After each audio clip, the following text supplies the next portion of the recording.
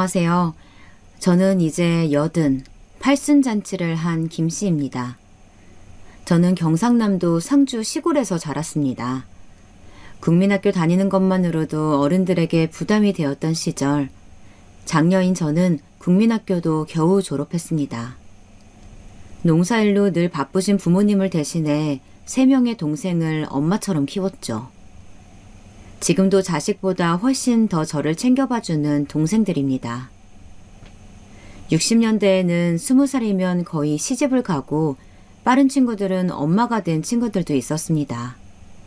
동생들을 키우다 보니, 그리고 전쟁의 속에서 살아남는 게 우선이었기에 국민학교를 다닐 수 있는 것만으로도 행복이었던 시대를 살아온 저는 매우 늦은 나이인 30에 결혼을 하고 33살에 귀한 아들을 낳았습니다.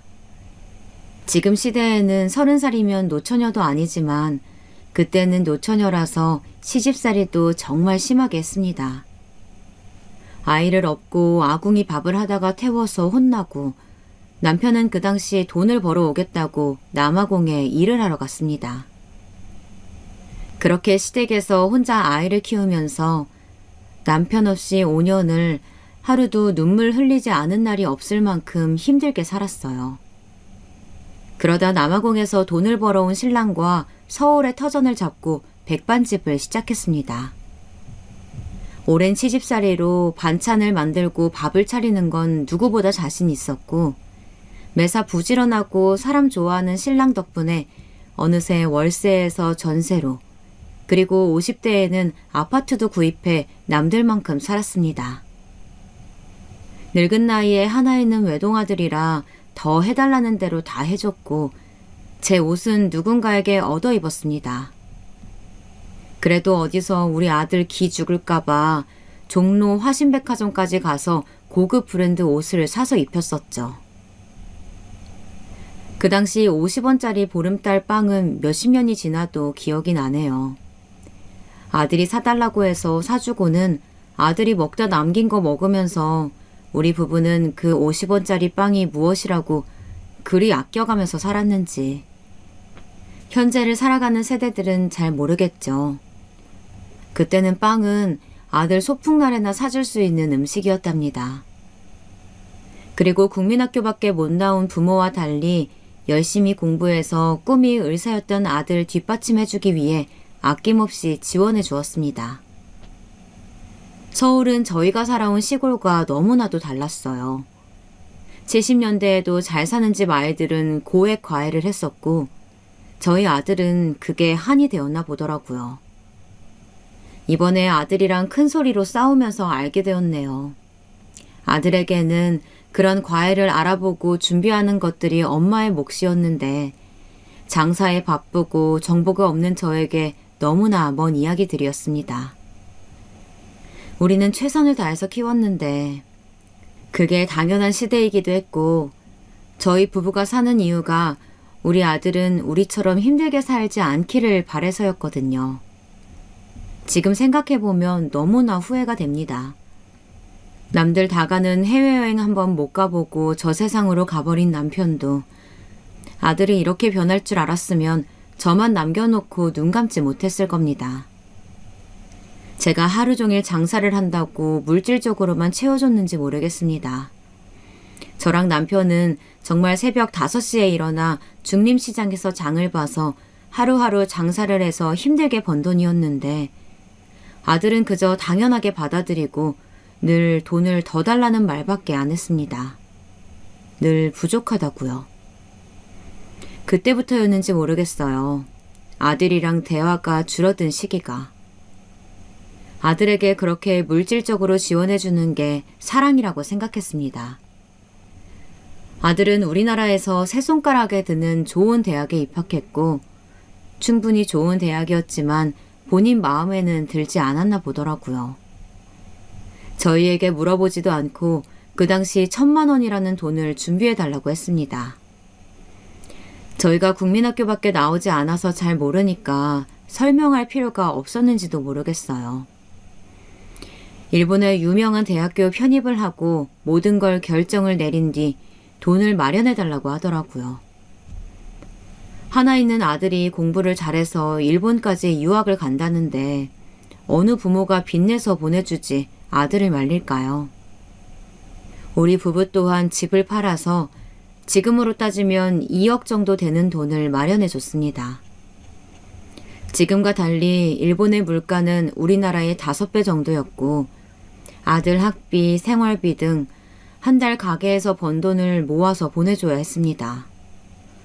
그렇게 아들은 3년 동안 2번 정도 한국에 들어왔어요. 저희가 가볼 생각은 한 번도 못했습니다. 비행기를 탈 용기도 비용도 다 아끼면서 아들에게 보내야 된다고 믿고 살았으니까요. 저뿐만 아니라 그 시대를 살아온 부모들은 노후 계획이라는 말은 아무도 하지 않았고 다 퍼주기식 사랑이 전부인 줄 알았던 세대니까요. 다시 그때로 돌아간다면 절대 그러지 않았을 텐데요. 마음이 아프네요. 저희 부부는 더 열심히 일했습니다. 다행히 단골 손님들도 많았고 입소문이 나자 가게도 10평 남짓한 6개 테이블에서 20평 남짓한 곳으로 옮기고 어느새 일하는 직원을 들 정도로 가게를 넓혀갔습니다. 공부를 마친 아들은 일본계 대기업에 취직을 했고 취직하자마자 따로 집을 사주길 바라더라고요. 어차피 아들이 장가가면 사주려고 모은 적금을 깨서 18평짜리 아파트를 구입해 줬습니다. 그때 처음으로 감사하다고 아들이 하더라고요. 그 후 아들은 아들대로 직장 다니느라 바빠서 같은 서울에 살지만 명절에만 볼 수 있었고요. 제가 반찬이라도 해서 집에 가져다 준다고 하면 집에서 밥 안 먹으니 필요 없다고 말했습니다. 내 아들이지만 남보다 어려운 그런 사이였던 것 같아요. 너무 고생을 했는지 저희 신랑은 환갑잔치도 못한 채 위암이라는 큰 병을 앓게 되었고 가게는 제 동생들에게 맡겨두고 신랑의 병간호에 집중했습니다. 여보, 내가 말년에 이렇게 아파서 또 당신을 힘들게 하네. 이제라도 장사 접고 남은 돈으로 당신은 여행도 좀 다니고 즐겁게 살다 오시오. 그리고 아들이랑 사이좋은 모자관계 만들어 봐요. 우리가 너무 돈에 얽매서 살았는지 지금 생각해보니 후회되는 인생이구려. 그 말을 끝으로 남편은 저를 남겨두고 떠났습니다.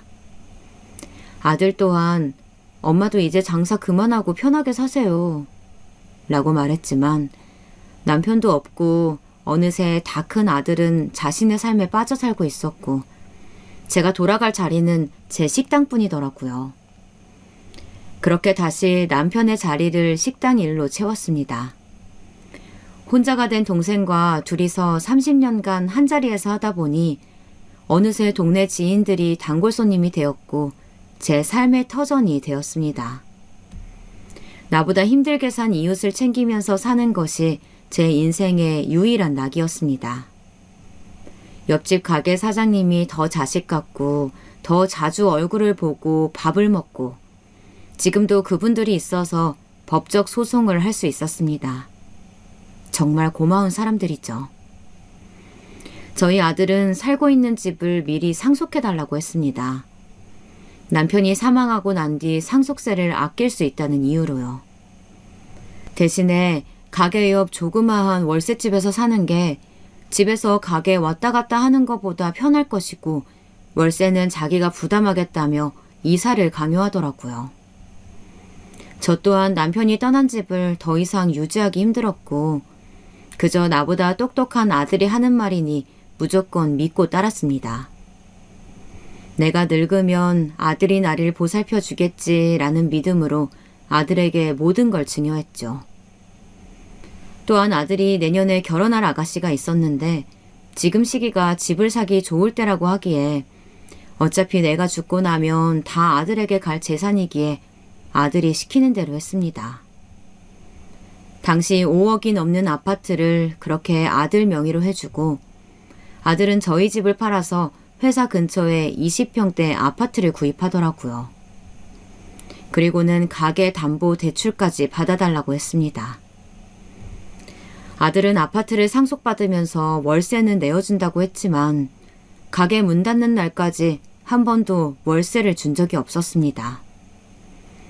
제가 그때는 돈을 버는 입장이라서 아들에게 달라고 하지도 않았어요. 아들에게 혼자 남은 엄마가 짐처럼 느껴지는 게 싫었거든요. 그해 제1교포 며느리를 데리고 왔습니다. 일본에서 대학 다닐 때부터 만났던 아가씨였는데 이제야 소개를 시켜주더라고요.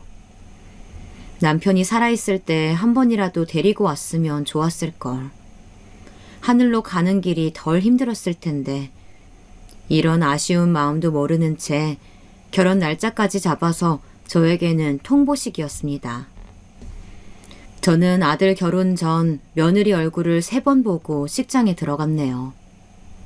상견례 또한 일본에서 오셔야 했기에 식장에서 소개받았습니다. 말도 잘 통하지 않고 아들 말로는 며느리 친가 쪽 부모님이 대학 교수님이시라고 하니 괜히 내가 말 한마디 잘못했다가 우리 아들에게 피해가 갈까봐 걱정이 되더라고요. 그렇게 아들을 장가 보내고 첫 제삿날이 다가왔습니다. 아들, 아버지 첫 제삿날인데 그날은 하루 회사 쉴 수 있겠어? 이모들이랑 오실 건데 며느리도 데리고 오렴. 엄마가 미리 준비는 해놓을 텐데 그래도 며느리가 들어왔으니까 조금은 와서 도와주면 좋겠어. 어머니, 저희 히로미는 그런 거 할 줄 몰라요. 이 사람도 귀하게 자라서 한국식 문화도 잘 모르고 음식은 엄마가 늘 하던 거니까 엄마가 준비해 주세요. 음식 준비하고 제사하는 것도 익숙치 않을 텐데 저희는 제사 시작할 때 가겠습니다. 하고 전화를 끊었습니다. 그래도 아버지 첫 제사인데 일찍 올 줄 알았어요. 아무리 일본 국적의 며느리이지만 한국에서 산 지 3년 정도 되었다고 했으니 아들은 제사하는 9시 10분 전 며느리랑 같이 왔습니다. 간단하게 인사를 하고 절을 하고 모든 친인척들의 눈치를 받은 아들은 한숨을 쉬면서 밥만 먹고 일어나서 나가더라고요. 음식을 싸준다는 저의 말에 어머니, 이 사람이 너무 불편해해서 다음 제사 때는 저 혼자 올게요. 어머니도 제사 음식 차리기 힘들면 이모 불러다 하세요. 아니면 어머니도 조금만 하세요. 어머니도 장사하느라 바쁘신데 간단하게 하실 거면 저희 집에서 정말 국과 나물만 해서 해요. 저랑 남편이 어떻게 키운 아들인데 이렇게 서운한 말을 할까요? 여러분은 이런 서운한 마음이 드는 저를 이해할 수 있으시죠? 몇십 년 동안 제사를 지내다가 힘들어서 그만하면 좋겠다고 이야기가 나오면 이해합니다. 하지만 첫 제사부터 그렇게 말하는 아들을 보니 정말 그날 밤새 울었습니다. 아들 부부는 아이가 안 생기는 건지 일부러 낳지 않는 건지 괜히 며느리에게 스트레스 줄까봐 아이 문제 한번 얘기한 적 없었습니다. 저는 매해 명절마다 손자 손녀를 기다렸는데 알고 보니 아들 내외는 딩크 부부라고 아이 없이 자기들 삶을 즐기는 부부라고 하더라고요. 아기라도 있으면 그 핑계대고 아들 얼굴을 더 볼 수 있지 않을까 생각했는데 조금 더 아들이랑 가까워질 수 있을까 생각했는데 그것도 제 복이 아닌가 봅니다. 지금 생각해보면 정말 간단하게 인사만 하는 남보다 못한 사이였네요.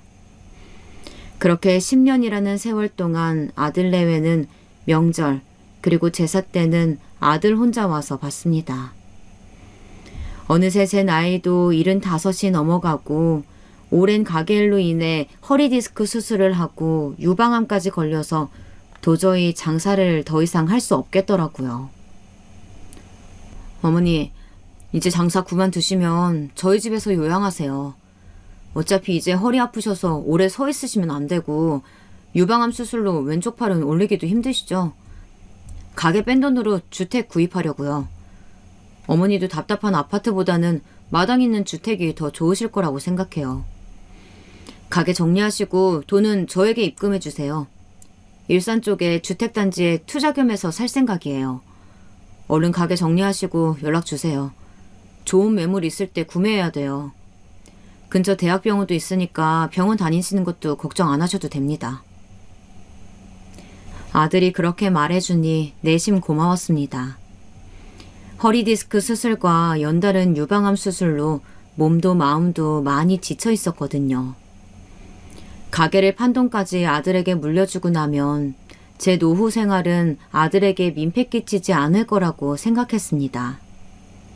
30평대 2층짜리 건물이니 제가 병원비를 쓴다고 해도 눈치 볼 일이 아니라고 생각했고, 주택집이라고 하니 제 방 또한 화장실 딸린 햇빛이 잘 들어오는 방일 거라고 생각했습니다.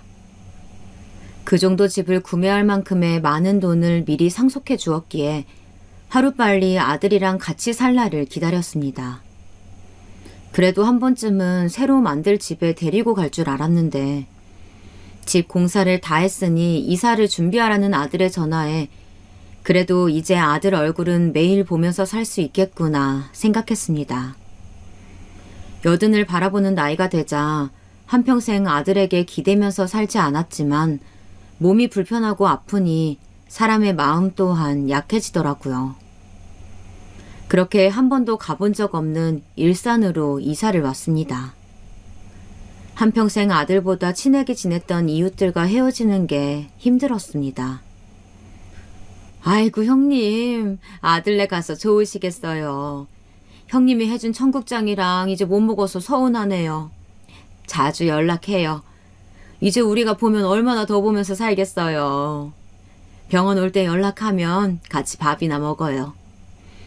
20년 동안 형님이 있어서 힘들 때마다 너무나 감사했어요. 한 곳에서 오래 장사를 했던 옆집 사장님이 저의 제일 친한 친구이자 자식 같은 존재였습니다. 허리디스크로 가게에서 주저앉았을 때 누구보다 저를 잘 챙겨주었던 동네 사람들을 생각하니 눈물이 나오더라고요.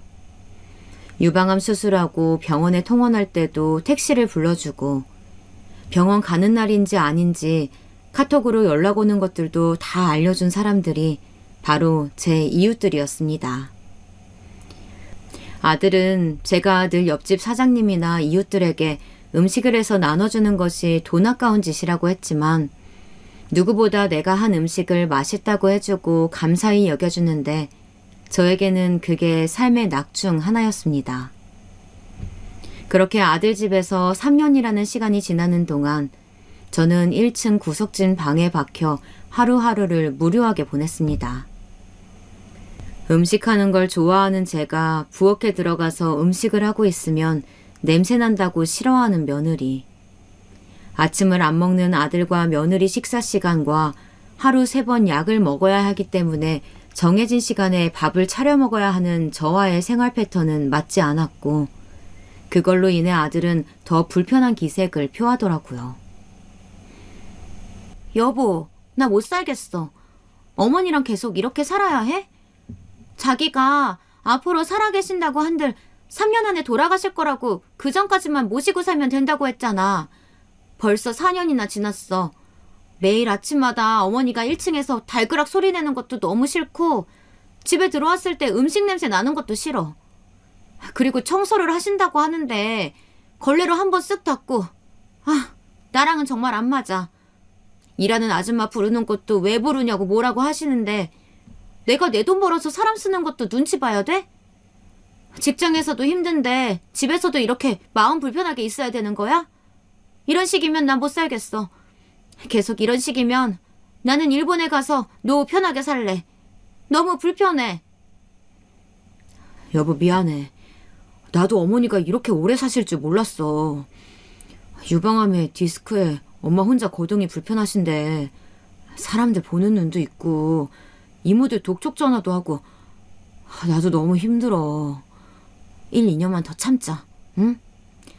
한국은 아직 일본하고 달라서 사람들 시선 무시 못해. 엄마 도움으로 내가 집도 사고 한 거 다들 아는데 어떻게 내가 엄마를 모른 척해. 자기가 조금만 이해해줘. 자기도 알잖아.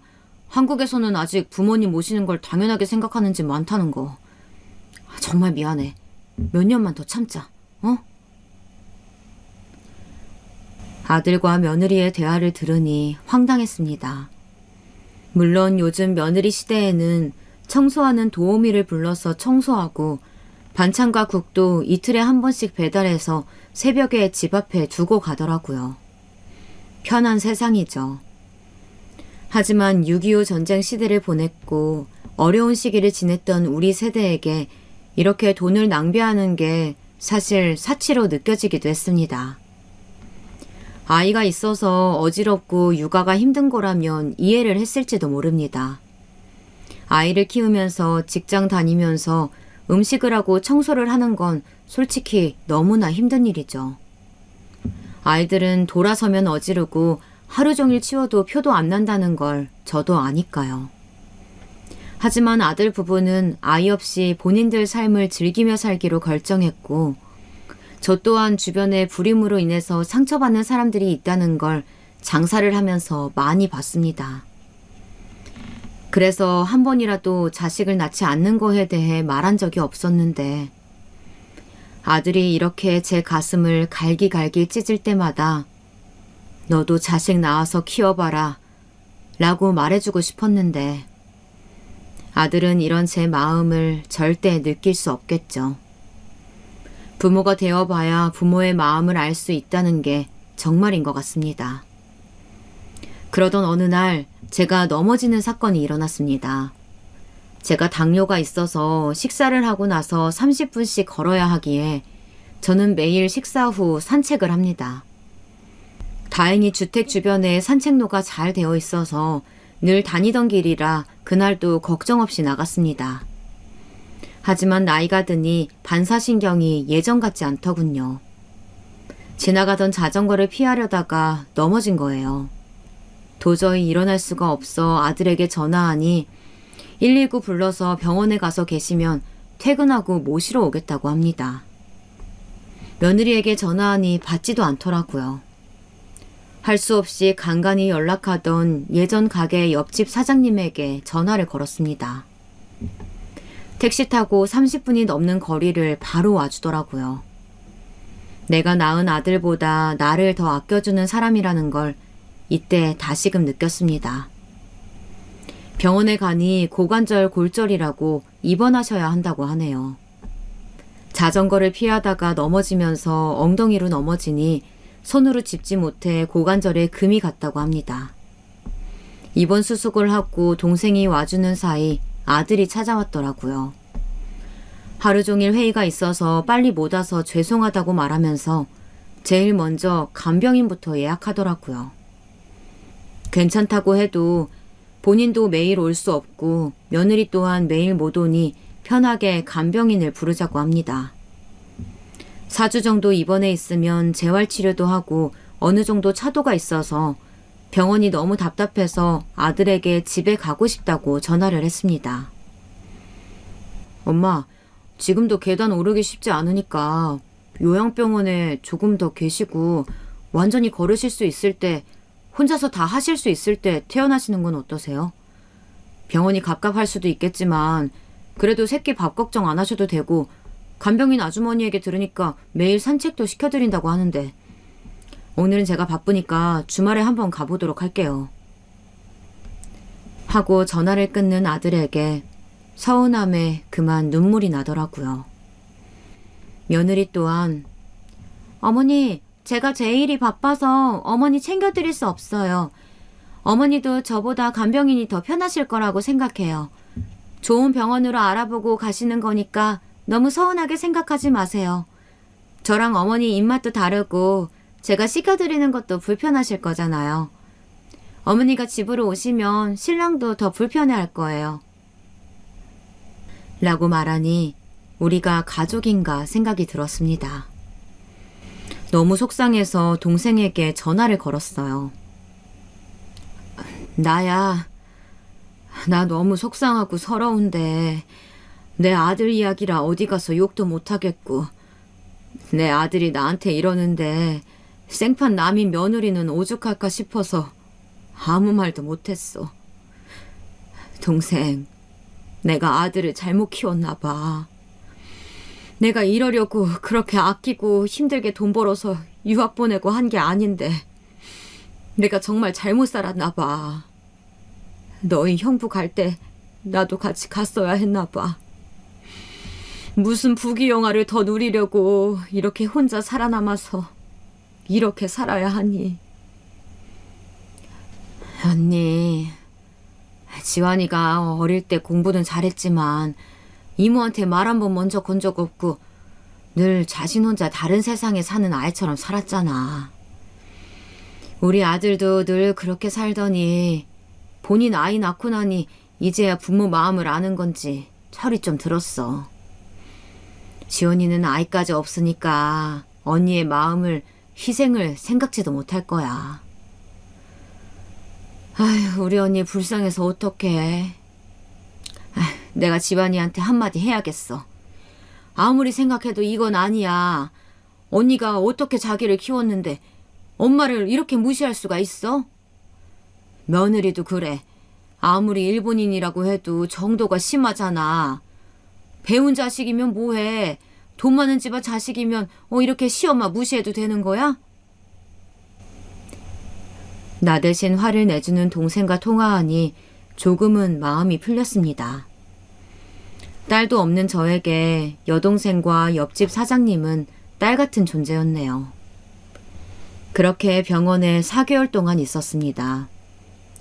그동안 아들은 6번, 며느리는 3번 면회를 왔습니다. 같은 병실 사람들도 저는 자식도 없는 노인이라고 생각했을 만큼 와서 물 한 잔 마시지 않고 앉아있다가 갔습니다. 간병인 분 또한 마지막 날 제 손을 붙잡고 말하더라고요. 집에 가서도 이렇게 잘 챙겨주지 않으면 힘들면 전화하세요. 제가 한 번은 도와드리러 갈게요. 할 만큼 아들 내외는 병원비를 낸다는 이유로 본인 도리를 다 한 것 같이 말했습니다. 4개월 만에 집에 오니 제 방을 청소 한번 하지 않은 채 있더라고요. 적어도 4개월이나 방을 비웠으면 물걸레질 한번 할 만도 하고 미리 온다는 것도 알고 있었을 텐데 참 야속한 아들 내외입니다. 방을 정리하고 다시 제 삶을 찾아가니 어느새 팔순이라는 나이가 되었네요. 어머니, 팔순잔치는 하셔야죠. 칠순잔치도 일하신다고 이모랑 제주도 가신 게 다시니까 이번에는 팔순잔치는 한정식집 예약해 놓을게요. 주말에는 저랑 한복 한 벌 하러 가요. 하는 겁니다. 여행을 가도 늘 둘이서 가는 아들이고 한 번도 저에게 어디를 같이 가자고 하는 아들이 아니라서 아들이랑 어디를 간다는 게 좋더라고요. 그게 다 아들의 마지막 선물인 줄도 모르고 설레어 했습니다. 일주일 후 결혼식 이후 처음으로 새 한복을 맞춰 입고 팔순잔치를 했습니다. 아들이 반대했지만 옆집 사장님 내외와 그 동네 단골 분들을 초대했어요. 하루하루 만나서 웃고 살았던 이들이야말로 저에게 가장 큰 인연들이었습니다. 저에게는 누구보다 제 삶을 지켜준 이들이었으니까요. 아들은 끝까지 왜 그렇게 사냐, 저를 한심하다 생각했지만 아들에게 끝까지 초대해야 한다고 말했습니다. 아마 제 인생 중 아들 의견에 반대한 거는 이때가 처음인 것 같네요.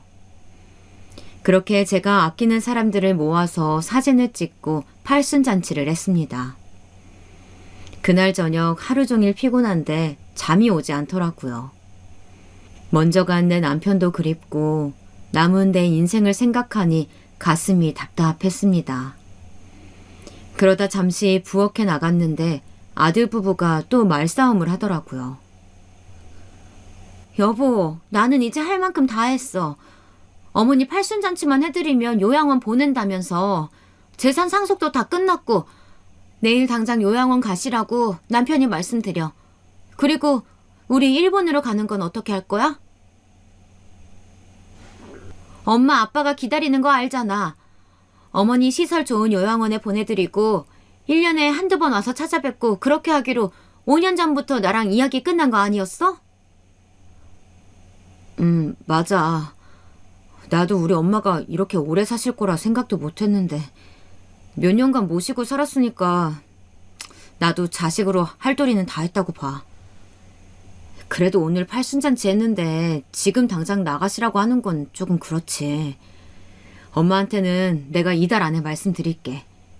그리고 올해까지는 모시고 내년에 우리 일본 들어가면서 집 처분하고 요양원에 모시자. 그때 되면 나도 일본 지사장으로 승진할 수 있을 거야. 그것 때문에 이사님 비에 맞춰가면서 효자 흉내 내면서 지금 이 자리까지 왔는데 가야지. 내 꿈인데. 그리고 엄마도 아무 말 없이 따르실 거야. 어차피 지금도 거의 혼자 사시는 거나 마찬가지인데. 이 집 팔고 그때 본 온천 옆에 아파트에 살자. 엄마가 반대하셔서 강아지도 못 키웠는데 이제 우리도 우리 하고 싶은 대로 하고 살자. 나도 더 이상 한국에 미련 없어. 회사 생활도 지긋지긋하고 일본에서 좀 편하게 살고 싶네. 요즘은 요양병원도 잘 되어 있고 5년씩 선납금 하면 할인도 해준대. 어머니가 5년 정도는 더 사실 것 같으니까 그 돈 빼고 주식 투자하고 이 집 팔고 차 팔고 하면 우리 사는 게 문제는 없을 것 같아. 설마 5년 이상 더 사시는 건 아니겠지? 병원은 나도 같이 알아볼게. 그래도 어머니가 그 사람들한테 잘하셨나 봐. 생각보다 다들 돈을 많이 넣으셨네. 이모들도 늘 못 사신다고 들어서 어머니한테 돈만 빌리는 줄 알았는데 100만 원씩 하셨어? 그러게. 우리 이모들이 웬일이래. 엄마가 어렸을 때부터 키워주셨으니까 이 정도는 해야지. 밥값 계산하고도 생각보다 많이 남았네. 예전 식당 사람들까지 불러서 솔직히 밥값 많이 나올까봐 걱정했는데 이 사람들도 양심은 있네. 엄마가 반찬도 공짜로 주고 돈도 빌려주고 했었는데 이럴 때 엄마한테 갚아야지. 이 돈은 주식에 다시 투자하면 되겠다. 생각보다 현금이 많이 들어와서 다행이야. 아들이 일본으로 이민할 생각을 하고 있었다는 것도 처음 듣는 이야기였지만 내 손님들을 이렇게 취급하는 아들의 인성도 아직 혼자서 밥도 차려 먹고 거동이 불편한 것도 아닌데 요양병원에 보낸다니. 그것도 제 의사는 물어보지도 않고. 너무나 기가 차서 말이 안 나왔습니다. 이런 불효자식이 있나 하면서 2층으로 올라가려다 이렇게 살면 안 되겠다 생각이 들었습니다. 이렇게 내 삶을 다 바쳐서 키운 대가가 요양원이라니요. 삼시세끼 밥을 차려달라는 것도 아니고 아들 부부 내외에게 피해 안 주고자 아침에 최대한 늦게 방문을 열고 나갔고 아들 내외가 말이 없이 여행을 가서 몇 날 며칠 집에 들어오지 않아도 혼자서도 잘 살았습니다. 몇 년이라는 시간 동안 같이 아침을 먹은 적이 없었고 그나마 아들 내외가 반찬 배달한 거 그리고 제가 해먹은 것들은 제가 가진 돈으로 샀습니다. 아들 내외가 뻔히 아침 점심 안 먹는 걸 아는데 장을 같이 보러 가자는 것도 눈치 보여서 혼자서 가서 사왔습니다. 그런데 치매가 온 것도 아니고 제 다리로 못 걷는 것도 아닌데 그렇게 쉽게 짐처럼 버리듯이 요양원에 보낸다고 하니 용서할 수가 없었습니다. 다음 날 아침 저는 옆집 사장님께 이 사실을 알렸습니다. 내 자식이라 너무나 부끄러웠지만 나보다 어리고 주변에 아는 사람이 많아서 어떻게 도움을 받을 수 있을지 알아봐 줄 수 있을 것 같아 울면서 부탁을 했습니다. 어디서부터 시작해야 할지 너무나 깜깜했어요. 하늘도 참 무심하다 생각도 했습니다. 그냥 이대로 나가서 죽어버릴까 생각도 수천 번 했습니다. 100원 한 푼도 허투루 쓴 적이 없고 내가 할 수 있는 모든 것을 해주면서 키웠습니다. 물론 아들에게는 부족한 어미였을지 몰라도 저에게는 최선이었어요. 그런데 이렇게 배신을 하네요. 아들에게는 제가 어미가 아니라 짐처럼 느껴지나 봅니다. 한나절 동안 멍하게 있으니 전화가 왔습니다. 언니, 저희 점심시간에 자주 오시던 그 변호사 선생님 기억나요? 어제 우연히 이 동네에 소송 준비 때문에 왔다가 가게를 찾아오셨더라고. 제가 언니 사정 이야기했어요. 우리가 혼자서 소송하는 건 어려울 것 같아서 전문가에게 자문을 구하는 게 더 좋을 것 같아요. 그분이 언니 기억하더라고. 언니가 청국장에 소주에 매번 엄마 집밥같이 느껴져서 좋았다고. 걱정 말라고 했어요. 언니 그러니까 너무 걱정하지 마요. 나랑 같이 변호사 사무실 갑시다. 내가 명함 받아왔어요. 언니 울지만 말고 이럴 때일수록 밥도 잘 챙겨 먹고 힘내요. 언니 이렇게 울다가 쓰러지면 큰일 나. 혹시 무슨 일 있음 전화하시고요. 늘 저희 집에 점심을 먹으러 오는 단골 손님 중 변호사분이 저를 도와주시기로 했고 옆집 사장님 덕분에 이렇게 다시 인연이 되었습니다. 혼자 찾아가는 걸 무서웠던 저에게 선뜻 같이 가주겠다고 하는 옆집 사장님 덕분에 용기를 내어 변호사 사무실에 갔어요. 사장님, 안녕하세요. 잘 지내셨죠? 일주일에 2번씩 사장님 가게에서 점심 해결했는데 저 얼굴이 너무 안 좋아 보인다면서 소주도 공짜로 주시고 그때 재판 져서 너무나 힘든 날이었거든요. 사장님이 주신 술 이제 제가 그 값 할 일이 생겼네요, 사장님. 부양권 소송 아마 힘든 싸움이 될 거예요. 부모 자식 간의 싸움이 솔직히 가장 힘들어요. 중간에 포기하시는 분들도 많으시고요. 감정적으로도 힘들지만 증거를 찾는 것도 서로 말로 한 것들을 증명해야 하다 보니까 이기기 힘들 수도 있어요. 괜찮으시겠어요? 사장님은 끝까지 소송하시겠다고 마음 먹으신 거죠? 요즘 사장님 말고도 자식들이 부모님을 모시는 게 여의치 않아서 부양 문제로 부양료 청구 소송 같은 경우 많습니다. 그러니까 너무 걱정하지 마세요. 예, 변호사님. 저 좀 도와주세요. 제가 병원에서 퇴원하라고 해도 아들이 말려서 퇴원해도 이 병원 저 병원 다니다가 4개월이 지나서 집으로 왔는데 엊그제 팔순잔치 해주더니 이제 요양병원에 나를 가두려고 합니다. 제가 아들을 잘못 키웠네요. 이럴 거라고는 꿈에서도 생각해보지 않았습니다. 변호사님, 제가 어떻게 할까요? 저는 정말 요양원에 갇혀서 남은 인생 살다가 가고 싶지 않아요. 그렇게 울면서 2시간 동안 이야기를 하면서 제가 준비해야 할 서류부터 설명을 들었습니다. 우선 제 통장을 봤습니다. 아들에게 전 재산을 양도하고 생활비를 쓴 돈을 제외하고 나니 남은 돈은 고작 1,000만 원 남짓이었습니다. 혼자서 살기 위해 필요한 돈을 적어봤습니다. 식비, 전기세, 수도세, 가스세, 관리비, 통신비 등 하나하나 적어나갔습니다. 한 달에 적어도 300만 원은 있어야 월세를 내고 살 수 있을 것 같았습니다. 예전처럼 1,000원짜리 한 장 아껴가면서 살고 싶지는 않았어요. 제가 열심히 모은 돈, 제가 사랑하는 사람들에게 베풀면서 살고 싶다는 생각을 했습니다. 부양비로 집을 받아야 하나 고민도 했어요. 동생이랑 같이 사는 것도 몇십 년째 살았던 이전 동네로 이사도 하고 싶었습니다. 너무나 부끄럽지만 동생에게도 전화를 걸어 이틀간 있었던 모든 일을 이야기했습니다. 동생아, 내가 지금 이런 상황이야.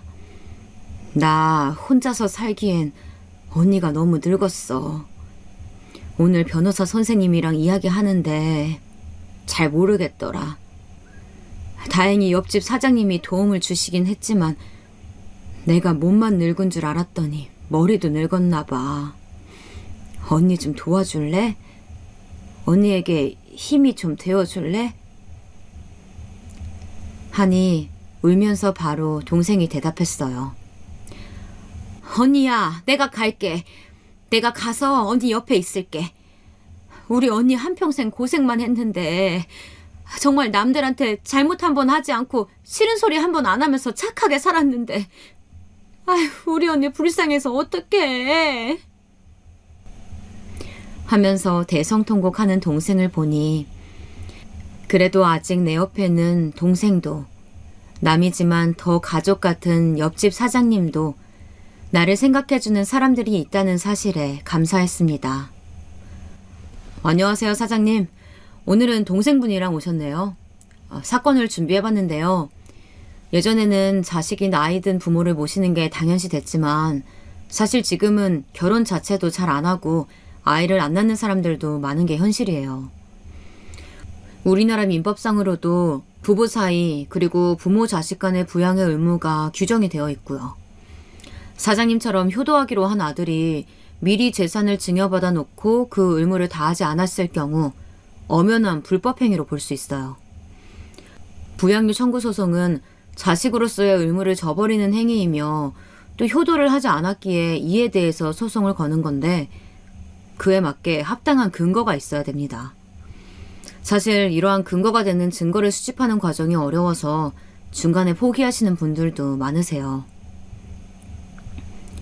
변호사 선생님, 저희 언니가 진짜 가게부터 예전에 형부랑 살던 아파트 다 상속해줬습니다. 아마 그 돈만 해도 30억이 넘을 거예요. 그뿐인가요? 가게 권리금부터 그렇게 전부 다 증여를 해줬더니 이렇게 막무가내로 언니를 요양병원에 보낼 생각을 하다니요.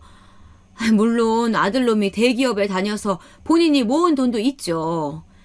지금 사는 주택이 20억인데 다 언니 돈으로 지은 집인데 아들 명의로 되어 있어요. 언니가 지금 가진 돈은 1,000만 원 정도고요. 솔직히 너무 괘씸해서 꼭 이 소송으로 이기고 싶네요.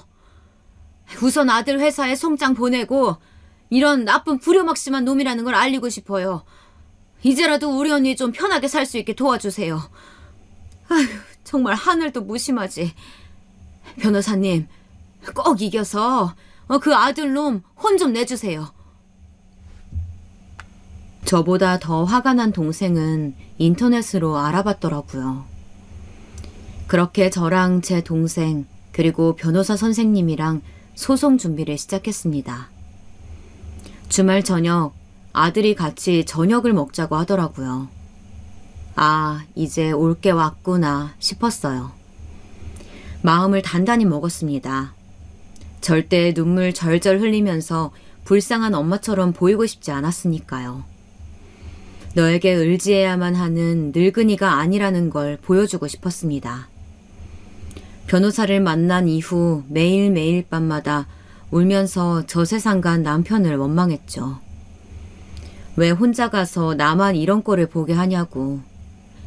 원망하면서도 신에게도 80년 동안 내가 무엇을 그렇게 잘못했기에 이런 지독한 벌을 내리시냐며 제 얼굴이 날이 갈수록 수척한데 아들 내외 부부는 매일 무엇이 그렇게 즐거운지 웃음소리가 끊이지 않더라고요. 배신감에 치를 떨었습니다. 죽기 직전까지 아들에게 민폐 끼치지 않는 부모가 되는 게 인생 목표였는데 이제 제 인생 목표는 내 인생을 찾는 것입니다. 적어도 아들에게 앞으로 내 삶이 남은 기간 동안 살아갈 부양비를 받아야 했고 아들이 진심으로 사과하길 바랬습니다. 부모 자식 간의 싸움을 오래 끌고 싶지 않았어요. 그날 저녁 팔순잔치를 한 한정식집으로 오라고 하더니 봉투를 꺼내며 이야기를 꺼내더라고요. 어머니, 저희가 일이 바쁘고 잘 못 챙겨드리는 것 같아서 병원을 알아봤어요. 옛날에는 요양병원 하면 치매 환자들이나 가는 곳이었지만 지금은 혼자 사는 노인들도 많이 가신대요. 어머니도 저희랑 사시는 거 편하지 않잖아요. 몇 년 동안 같이 살았으니까 저도 아들로서 할 도리는 다 한 것 같아요. 제가 2군데 정도 치러봤어요. 엄마도 매일 아침 혼자 차려 드시고 저희랑 시간도 안 맞아서 자주 보지도 못하고 저희 부부랑 생활 패턴이 너무 달라요. 지금 집도 팔려고 내놨고 바로 사겠다는 사람이 있어서 정리할 겁니다. 저희 집에 더 이상 모시고 사는 건 힘들 것 같네요. 어머니도 요양병원 가셔서 삼시세끼 걱정 안 하시고 늘 케어받으면서 가시면 또래분 친구분들도 사귀기 편하실 거예요. 두 군데 팸플렛 보시고 마음에 드시는 곳 정하세요. 아들아, 오늘부터 모자 간의 연을 끊자. 2주 전 팔순잔치 한날 밤 너희 부부가 한 얘기 다 들었다. 어떻게 네가 그럴 수가 있니? 너에게 나는 정말 짐밖에 안 되는 존재니? 엄마가 어떻게 널 키웠는지 알면서 내 인생, 너희 아버지 인생 다 바쳐서 번 돈 다 너에게 줬고 너에게 짐 안 되고자 같이 살고 난 이후 방문조차 조심히 열면서 아침을 차려 먹고 살았다.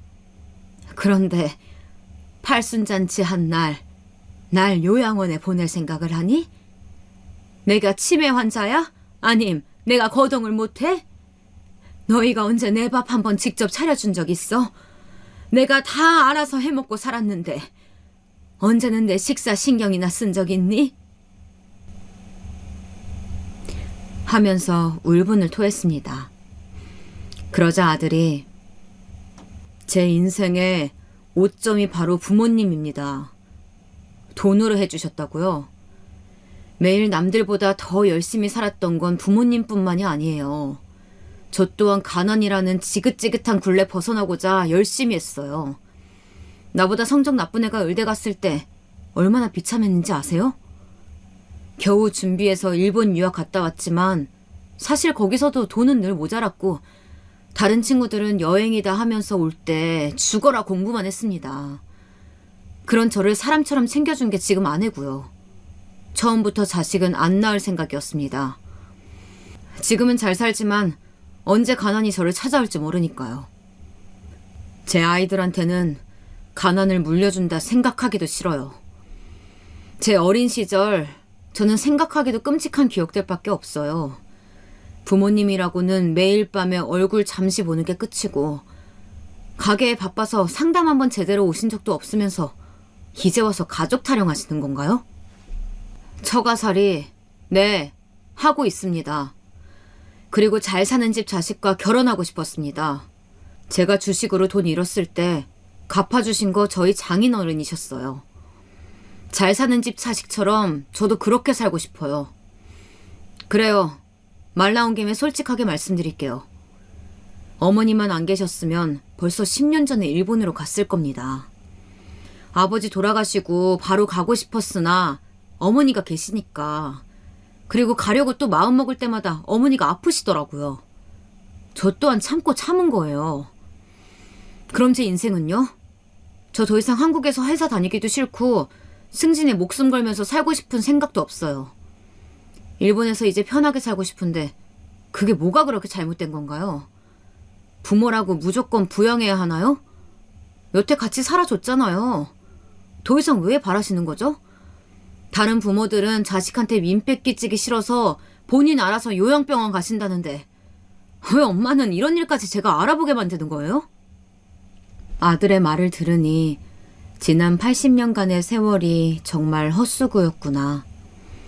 내 인생을 다 바쳐서 키웠는데 그게 아들 너에게는 당연한 거였구나 생각이 드니 이대로는 물러설 수가 없겠다 싶었습니다. 나는 요양원에 들어갈 생각 없다. 집 한 돈으로 내가 가게 정리하고 준 돈 다시 나에게 다오.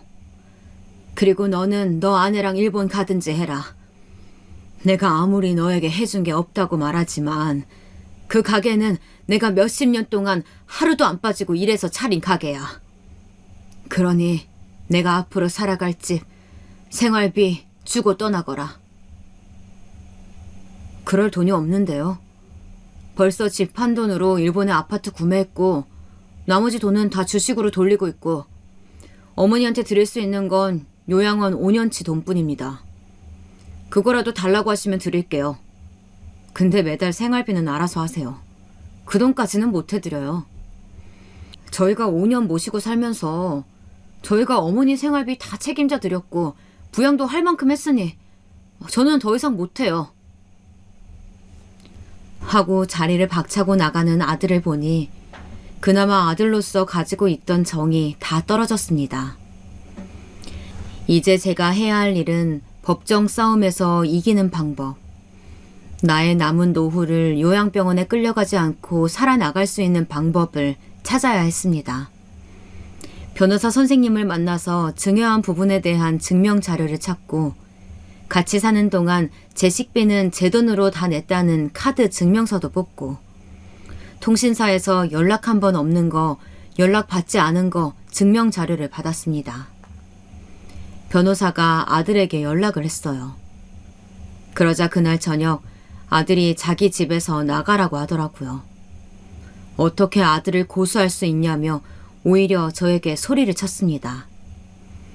며느리 또한 이만큼 모시고 살았으면 되었지 구질구질하게 소송까지 하셔야 했냐고 오히려 난색을 표하며 80 넘은 노모를 캐리어 2개의 짐을 억지로 구겨넣어 나가라고 소리를 치는 겁니다. 그렇게 쫓겨날 수 없었습니다. 동생에게 전화하니 동생은 바로 경찰을 불렀고 사건 접수가 되고 동네가 시끄러워졌습니다. 경찰들도 놀래더라고요. 80 넘은 노모가 치매로 집을 나갈 순 있어도 자식이 이렇게 나가라고 하는 경우는 보지 못했다고요. 경찰 조사를 받고 더 이상 살 수 없어 동생네 집으로 갔습니다. 며칠 동안 전화 한 통 하지 않던 아들이 전화가 왔어요. 아들 회사 상사도 같은 동네에 살았는데 그 소식을 들었나 보더라고요. 사람 그렇게 안 봤는데 정말 짐승만도 못한 놈이라고 회사에 소문이 돌았다고. 아들이 화를 내면서 전화가 와서 알았습니다. 그 동네가 아들 회사 사람들이 많이 살고 거래처 사람들도 많이 살아서 아들의 평판에 큰 영향을 끼쳤다는 걸요. 아직도 자신을 잘못보다는 자신의 회사에서 안 좋은 소문이 들리는 게 더 부끄럽다고 생각하는 아들을 보니 우리 모자의 연은 여기가 끝인가 보다 생각했습니다. 소송을 준비하면서 아들 내외 또한 변호사를 선임했습니다. 저희의 경찰 사건으로 인해서인지 아들은 부끄러워서 회사를 더 다닐 수가 없어서 생각보다 일찍 불명예로 퇴직을 했습니다. 그렇게 어미보다 소중하게 생각하던 회사인데 아들에게 미안하기보다는 상황이 이런데 엄마 잘못했어 말 한마디 안 하는 아들이 더 괘씸했습니다. 며느리 또한 마찬가지였어요. 하루는 술에 취한 아들이 전화가 왔더라고요. 도대체 일을 왜 이렇게까지 복잡하게 만드는 건데요? 엄마도 요양원에 있으면 편하잖아. 그리고 우리끼리 싸울 문제 왜 경찰을 개입시켜서 일을 이렇게 꼬이게 만들어요? 내가 회사에서 어떤 말 들은 줄 알아? 호로 자식이래. 사람들이 손가락질 한다고. 내가 얼마나 회사에서 승진하려고 아득바득 살았는데 일본 지사장 자리 따낼 수 있었는데 매일 늦게까지 일하고 모두 다 다음 승진은 나라고 승승장구하는 내 인생에 왜 돌을 던지는데? 엄마가 뭐 해줬는데? 왜 내 인생을 망치는 건데? 다 필요 없고 얼마 주면 돼요? 에? 돈 달라고 지금 나한테 쇼하는 거잖아. 엄마 덕분에 며느리도 친구들 사이에서 나쁜 년이라고 불리면서 손가락질 받고 있어. 이게 엄마가 원하는 거야? 엄마 덕분에 이제 도망치듯 일본에 가야겠네. 이혼하자고 하는데 엄마 때문에 내 인생은 망했어. 엄마가 내 인생을 쓰레기로 만들었다고.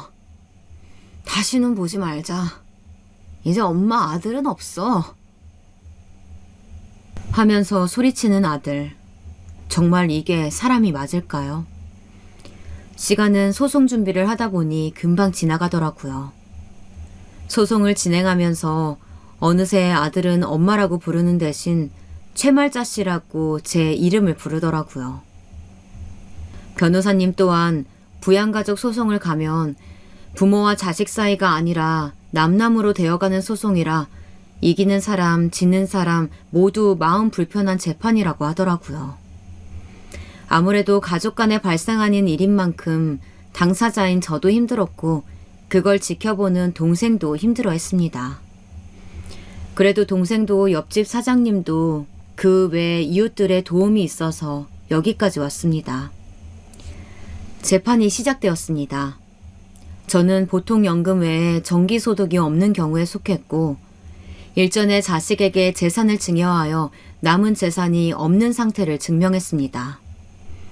또한 혼자서 살기에 생계를 유지하기 어렵다는 걸 증명해서 결국 소송에서 승리를 했어요. 물론 아들의 전 재산을 가져올 수는 없었습니다. 제가 증여한 돈의 100%를 찾는 것은 어려운 일이라고 하더라고요. 그래도 재판으로 인해서 저는 전세금이랑 생활비를 받기로 했고 이 사건으로 인해서 아들은 회사를 관두었고 며느리 또한 친구들 사이에 소문이 퍼져서 더 이상 한국에서는 못 산다고 들었습니다. 둘 다 명예를 중시하고 남들이 부러워하는 삶을 살고 있다고 착각 속에 살던 애들이라 더 정신적으로 타격이 큰 것 같았습니다. 아들 내외에게 벌을 주고 싶었어요.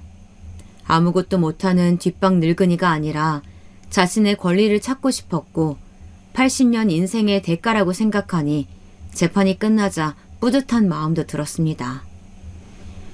요즘은 저희 집뿐만 아니라 고령화 시대로 가면서 저처럼 부양료 청구 소송이 많다고 합니다. 이걸 전문으로 하는 변호사 팀까지 있는 거 보니 저처럼 마음고생하는 어미들이 많구나 싶으면서도 다들 자식을 믿고 재산을 증여했는데 어떻게 그럴 수가 있는 건지, 이 세상이 얼마나 각박해졌으면 하는 생각과 이제부터라도 잘 살아야지라는 생각이 들었습니다. 너무 막막하고 과연 잘 해낼 수 있을까 고민하시는 분들 많으실 겁니다. 무엇 하나 확신할 수 없는 상황이지만 그래도 힘을 내서 포기하지 않았기에 지금 동생이랑 즐겁게 살고 있습니다.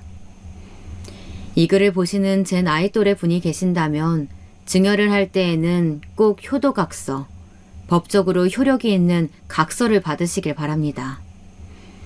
우리 아들은 그런 나쁜 놈이 아니다 라고 믿고 계시다면 저처럼 피눈물 나는 날이 올 수도 있습니다.